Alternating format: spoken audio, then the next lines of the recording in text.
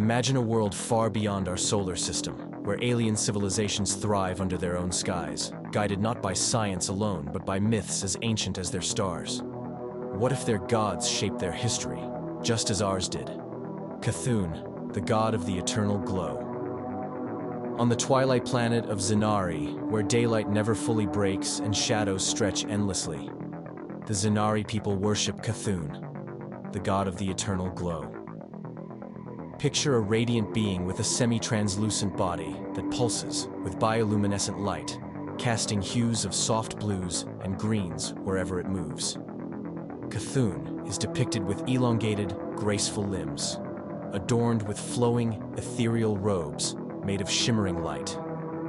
It's said Cthulhu walks among the glowing forests, leaving trails of luminous energy. The Zenari believe their survival depends on his light, which keeps the consuming darkness at bay. Their myths tell of a time when Cthulhu's glow faltered, plunging the world into chaos, until the people sang hymns beneath the brightest trees to restore his power. Ondara, the god of the endless tide. On Therion 5, an oceanic world with no land in sight, the aquatic Therioni revere Ondara, the god of the endless tide. Picture a towering, humanoid figure with translucent, water-like skin that reflects the colors of the deep sea. Her hair flows like ocean currents, ever shifting, and her eyes glow with the faint light of underwater bioluminescence. Ondara is often depicted with a massive trident encrusted with coral and pearls, her presence both serene and ominous.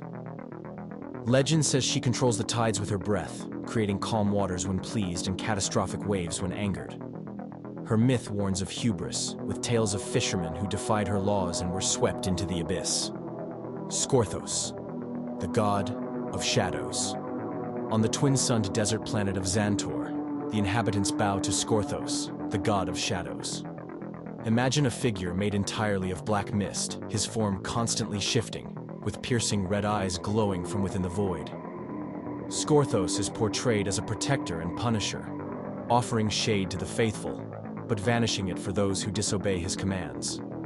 The Xantori believe the rare patches of shade on their blazing planet are gifts from Skorthos, and to anger him is to invite a fiery death under the relentless suns. Shrines to Skorthos are built in the largest oases, their shadowy interiors meant to reflect his divine domain. Crithar, the Frostbringer on Vralis, an icy moon orbiting a gas giant. The Glakari people live in constant fear of Crithar, the Frostbringer. Crithar is envisioned as a towering beast-like god with jagged crystalline features and icy horns that stretch toward the skies. His breath is said to freeze oceans and turn entire cities into frost-covered ruins. Crithar's eyes shimmer with an eerie white light, and his massive claws are made of unmelting ice. The Glakari believe Crithar was angered when their ancestors mined too deeply into the planet's core, disturbing his icy slumber. Now, they leave offerings of pure ice at his altars to keep his wrath at bay. The universal question. But what if these myths aren't just stories?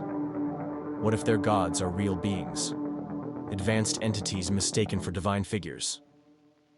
Could Cthulhu's glow be a product of alien technology, left behind by interstellar travelers? Is Ondara a massive aquatic organism mistaken for a god by the ocean dwellers? Could Skorthos and Crithar be manifestations of natural phenomena these civilizations have yet to understand? And here's an even stranger thought. Could our own gods have come from these alien worlds?